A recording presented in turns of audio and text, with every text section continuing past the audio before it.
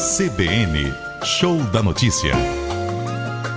Hoje, com Rafael Marques. E em discussão, a Lei Pelé e o Estatuto do Torcedor aqui na Rádio CBN, os dois principais regimentos que conduzem o esporte no Brasil. Agora, nesse último bloco, vamos falar sobre as alterações no Estatuto do Torcedor. Conosco, o Dr. Martinho Neves Miranda, especialista em Direito Esportivo, e quais são as principais mudanças no Estatuto do Torcedor, que está em vigor desde 2003.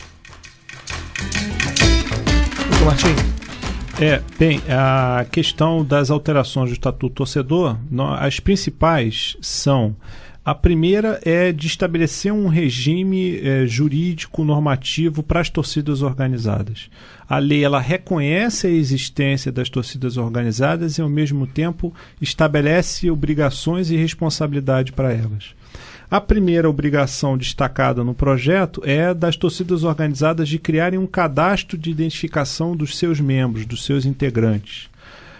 Toda torcida organizada tem que ter um cadastro passível de acesso pelas autoridades públicas, descrevendo, qualificando os seus integrantes. Também em relação às torcidas organizadas, a lei estabelece penalidades em caso da própria torcida, dos seus dirigentes ou seus integrantes praticarem atos de violência, de tumulto, de invadir locais destinados à imprensa, às equipes, aos organizadores, impedindo a torcida e os seus membros a comparecer aos eventos desportivos até 3 anos. Essa é uma penalidade muito importante. E também a responsabilização civil dos integrantes das torcidas organizadas de maneira objetiva, ou seja, independentemente de se perquirir da culpa dos seus integrantes, por danos que elas venham a causar na realização de um evento desportivo, não apenas dentro da arena, mas também fora do estádio, no trajeto em locomoção para o estádio desportivo. Como a gente costuma ver, depredação de equipamentos públicos, de ônibus, de meios de transporte em geral, metrô, estabelecimentos comerciais, todos os integrantes da torcida organizada, e não apenas aquele que vier a promover o dano, vão responder com o seu patrimônio pelos atos lesivos provocados a terceiros. Com relação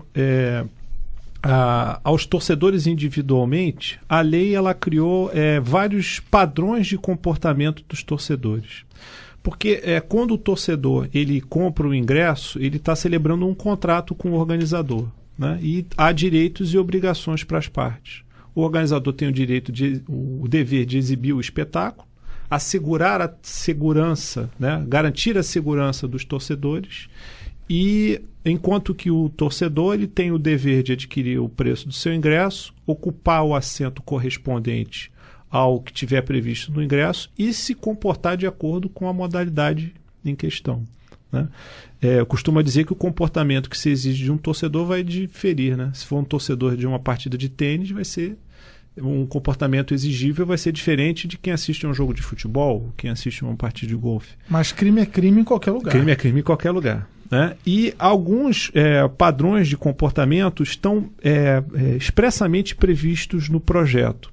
E qual é a importância disso? É que se o torcedor vier a violar quaisquer desses padrões fixados pela lei, ele poderá ter o seu contrato rescindido, ou seja, ele vai ser obrigado a se retirar do evento, ou seja, ele vai pagar pelo evento, mas vai ser obrigado a abrir mão de assisti-lo. Isso sem embargo das penalidades de poder frequentar uma arena desportiva que já estavam na lei, no Estatuto do Torcedor, e que foram mantidas pelo projeto. Pois duas coisas aí me chamam a atenção. Uma é que a gente costuma, né, cobrar dos organizadores, federação, CBF, clubes, um tratamento melhor para os torcedores. E eu acho que esse é o nosso papel mesmo, temos que cobrar muito, porque o torcedor ainda, infelizmente, é maltratado aqui no futebol brasileiro. E talvez, como reflexo disso, o torcedor também não saiba se comportar dentro dos estádios. A gente vê inúmeras vezes Basta um domingo com um estádio um pouco mais cheio e você vê que ninguém respeita aquelas áreas de circulação dos torcedores no Maracanã. Você vê que ali naquela parte inferior do Maracanã, aquelas cadeiras azuis, os torcedores ficam em pé naqueles corredores de acesso, muitas vezes atrapalhando outro torcedor que quer assistir ao jogo sentado no lugar que está e não pode, tem que levantar também. Então acaba virando uma geral ali cheio de cadeiras como obstáculo, porque o torcedor não tem ainda a educação, o respeito pelo outro torcedor. Então, é preciso que a gente comece a dar ao torcedor um pouco mais de conforto, um tratamento mais adequado, para depois começar também a cobrar dele uma postura mais adequada.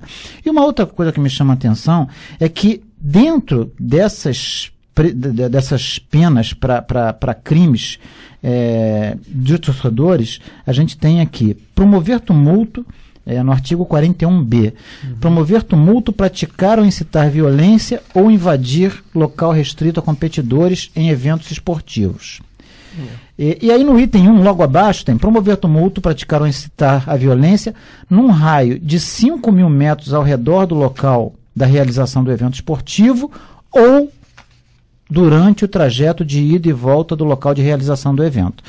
No Maracanã, felizmente, até por uma ação da Polícia Militar muito boa, a gente não tem mais. Dificilmente você tem confrontos dentro do estádio. E no entorno ali. E agora também são raros os confrontos no entorno. Então o que está acontecendo? Os torcedores marcam numa área um pouco distante do estádio e aí acabam se matando. Praça da Bandeira é indicado. Praça da Bandeira, Avenida Brasil, Rodoviária, enfim, em vários setores. E esses torcedores, doutor Martinho, embora muitas vezes esses confrontos resultem em morte, a gente não vê uma punição, a gente não vê um torcedor desse ir para a cadeia e ficar lá. Quer dizer, 3 semanas depois, um mês depois, o cara está de novo no Maracanã, como se nada tivesse acontecido. Quer dizer, qual é a garantia que a gente pode ter de que essa nova legislação realmente vá punir de forma exemplar aquele torcedor que, na verdade, não é um torcedor, é um bandido que se disfarça de torcedor? Essa é uma outra vertente do projeto, quer dizer, ele criminaliza várias atitudes que antes estavam previstas de uma maneira muito superficial no Estatuto Torcedor. O Estatuto Torcedor estabelece vários crimes específicos praticados por, entre aspas, pseudos torcedores. Dentre eles essa de promover tumulto, que já era prevista na legislação anterior, só que o prazo a pena é muito mais pesada, é uma pena de reclusão, antigamente era de 3 meses a 1 ano, a previsão, quer dizer, na lei atual, e no projeto nós estamos ampliando essa pena de reclusão de 1 ano a 2 anos e multa, né? Eu acho que a grande garantia que nós vamos ter é essa necessidade de regularização das torcidas organizadas. Na medida em que você estabelece a necessidade do cadastro, na necessidade de uma filiação formal desses integrantes com essa associação de torcedores, vai ser mais fácil a identificação desses meliantes, né?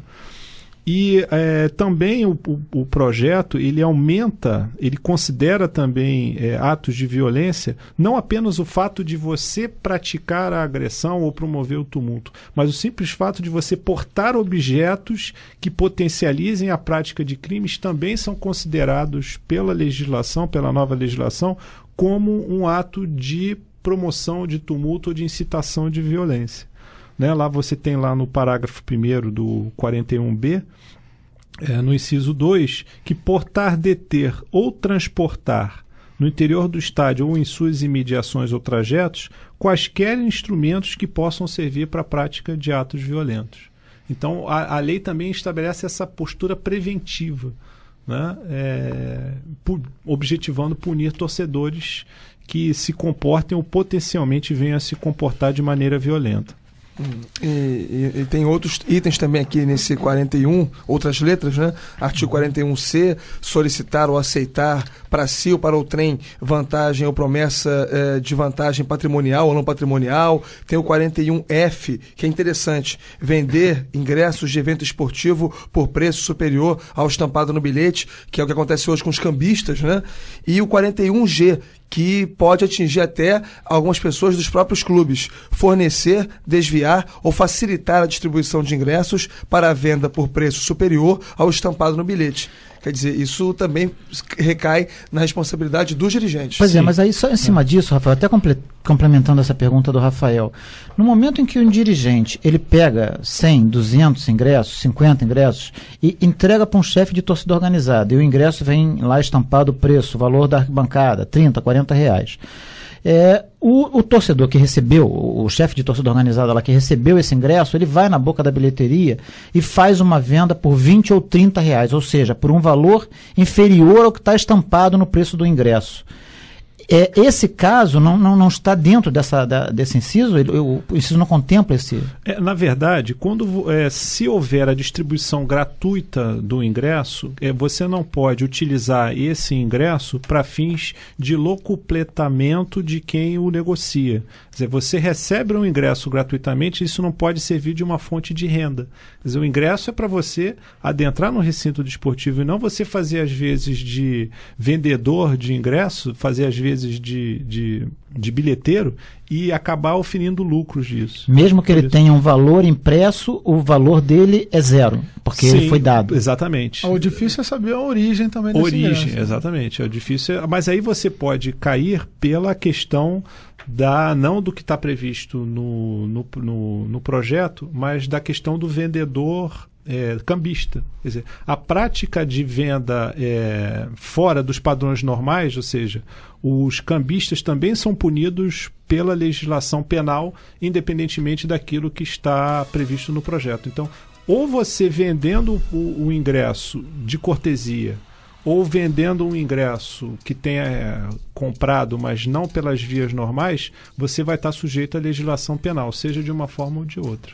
E agora o Estatuto do Torcedor vai ser mais incisivo em estádios a partir de 10 mil lugares para que atenda às exigências estabelecidas no próprio Estatuto, não só de 20 mil lugares. Né? Sim, também a questão da fiscalização, monitoramento de imagens também agora diminuiu a capacidade e exigência para estádio de 10 mil pagantes. Dr. Martim Neves Miranda, procurador do município, especialista em direito esportivo, obrigado pela sua participação hoje aqui na Rádio CBN e um forte abraço. Muito obrigado, Rafael, obrigado a todos vocês da mesa. Álvaro Éboli, até a próxima. Até a próxima, Rafael. Só lembrando que esse projeto de lei, de mudanças do Estatuto do Torcedor, da Lei Pelé, já foi aprovado na Câmara dos Deputados, encontra-se nesse momento no Senado, sendo aprovado no Senado, segue para a sanção do Presidente da República. Ainda antes da eleição, é o que se espera, né? Ainda antes da eleição. Éboli, até a próxima, hein? Um abraço, Rafael, até a próxima. Muito bem, ponto final no CBN Show da Notícia de hoje, com trabalhos técnicos de Valdemar Júnior e Cláudio Moura, Direção Nacional de Jornalismo, Marisa Tavares. Hoje, com Rafael Marques. Na sequência, o repórter CBN e depois Fato em Foco. Boa noite, até a próxima.